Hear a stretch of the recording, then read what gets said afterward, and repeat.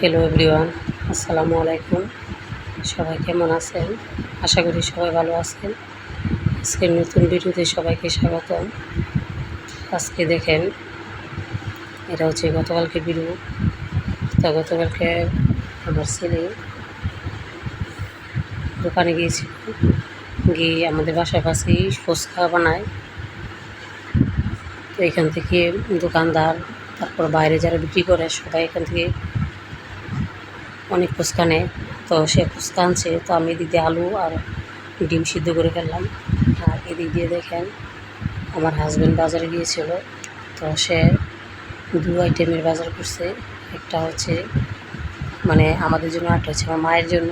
আলু আনছে 4 কেজি আলাদা আলাদা প্যাকেট, তারপর পেঁয়াজ আনছে 5 কেজি দুজনের সমস্যা, বেগুন 2 কেজি, সরি 2 কেজি, ডাল 2 কেজি, এগুলো মিলিয়ে সে বাজার করছে। তো সাথে এনেছিল ফেওয়া শুটকি। তো এই বাজারগুলো আমি ফুচকাগুলো খেয়ে নিলাম। তারপর এদিক দিয়ে দেখেন রাতের বেলা কী খাবো। তো শুটকি টালছি, শুটকি টেলে এখন শুটকির দিয়ে আলু দিয়ে বেগুন দিয়ে ভাজি করব। তো রাতের খাবার দাবার শুটকি আলু বেগুন দিয়ে সেরে ফেলবো। সকালবেলা ঘুম থেকে উঠে পড়লাম। তো উঠে এদিক দিয়ে আমি মাছ ভাজি বসিয়ে দিলাম।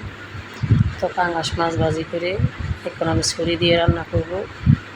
তো ছড়ির জন্য ছড়ি তরকারির যে মশলাটা, এটা আমি হাঁড়িতে বসিয়ে দিলাম। তারপর হাঁড়িতে বসিয়ে দিয়ে ভালো করে কষিয়ে নিলাম। আর এদিক দিয়ে ছড়িটা কষানোর জন্য অল্প পরিমাণ ঝোল দিতে হবে, একটু পানি দিয়ে ভালো করে শরীরটা সেদ্ধ করে নিতে হবে। তো এক হাতে রান্নাবান্না সেরে নাস্তা খেয়ে তারপর আবার স্কুলে যাই। এদিক দিয়ে দেখেন রান্নাবান্না শেষ। তো খেয়ে দিয়ে স্কুলে চলে গেলাম। তো এদিক দিয়ে আবার দুপুরে চলে আসলাম বাসায়। তো বাসায় এসে এখন ভাবতেছি কী দিয়ে খাবো। তো আমার অনেক মন চাইতেছে যে আজকে আমি ফেওয়া শুটকি ভর্তা বানাবো। এই শুটকিটাকে আপনারা কী নামে রাখেন জানি না।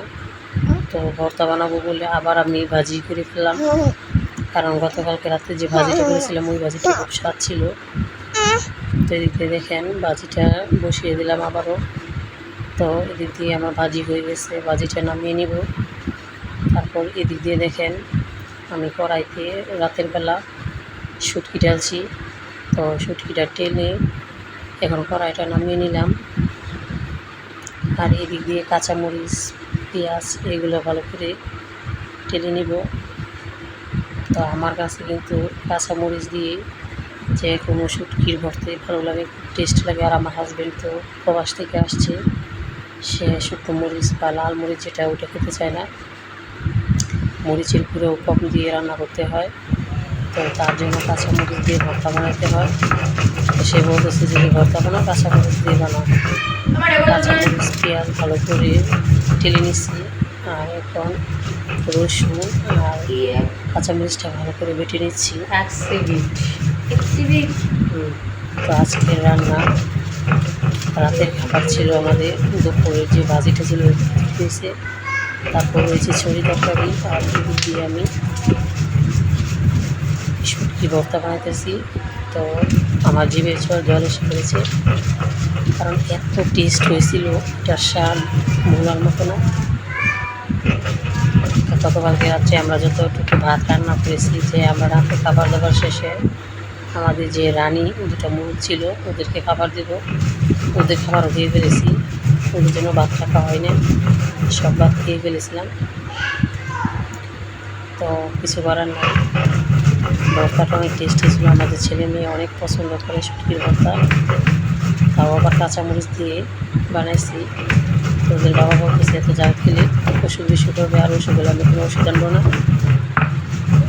তোমরা অনেক জাল খাও। কিছু করার নাই, মাছ মাংস এগুলো চাইতে বেশি পছন্দ হচ্ছে শুটকি। আর এই ফেওয়া শুটকিটা যখন এভাবে ভর্তা বানায় তখন এটার টেস্ট বলার বাইরে। সব ধরনের শুটকির ভর্তাই কিন্তু আমি খেতে পারি, শুটকি আমাদের খুবই প্রিয়। যারা যারা শুটকি প্রেমিক আছে তারা তারা আমার ভিডিওতে একটা লাইক কমেন্ট ও শেয়ার করবেন, আর আমার পুরো ভিডিওটি দেখবেন না টেনে। তখন পাটার মাঝে শুটকি দিয়ে দিলাম, শুটকিগুলো আগে আমি টেলে নিয়েছিলাম, আর এখন লবণ দিয়ে দিলাম। তো লবণ দিয়ে এখন বেটে নেব। তো লবণের পরিমাণটা একটু বেশি পড়ে গেছিলো। লবণ দিয়ে যখন শুটকিটা বাটা হবে তখন একেবারে ফ্রেশ হয়ে যাবে, কারণ আমি এত সুন্দর করে টানছিলাম শুটকিটা, বাটার সাথে সাথে দেখেন ফ্রেশ হয়ে যাচ্ছে।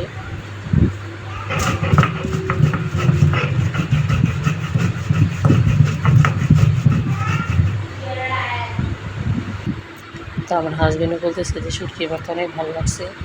তো এখন দিয়ে দিলাম শুটকিটা বাটা শেষ, দিয়ে দিলাম পেঁয়াজ। পেঁয়াজ দিয়ে ভালো করে পেঁয়াজটা মিশিয়ে নেব ভর্তার সাথে।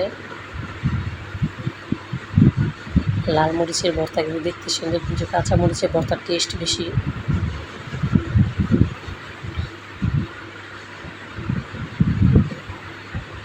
তো আমি কিন্তু পাটার মাঝে ভাত যখন ভর্তা বানাই তখন এই পাটার মাঝে ভাত নিয়ে মেখে তারপরে খাই।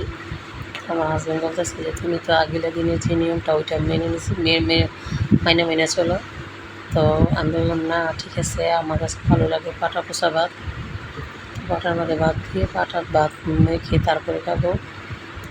তো এদিক দিয়ে আবার আমি ফ্রেশ করে পেঁয়াজটা মিশিয়ে নিলাম ভর্তার সাথে। তা আমার ভিডিওটি যদি ভালো লাগে একটা লাইক কমেন্ট ও শেয়ার করবেন, আর যেহেতু আমি নতুন সবাই আমাকে সাপোর্ট করবেন, আর আমিও সবাইকে সাপোর্ট করবো ইনশাআল্লাহ। তা আমার পরিবারের জন্য সবাই দোয়া করবেন, ছেলে মেয়েদের জন্য সবাই দোয়া করবেন। আর আমার হাজবেন্ডও কিন্তু চলে যাবে, ওনার কিন্তু 1 মাস প্রায় হয়ে গেছে। তো ধন্যবাদ সবাইকে, টাটা, বাই বাই, আসসালামু আলাইকুম।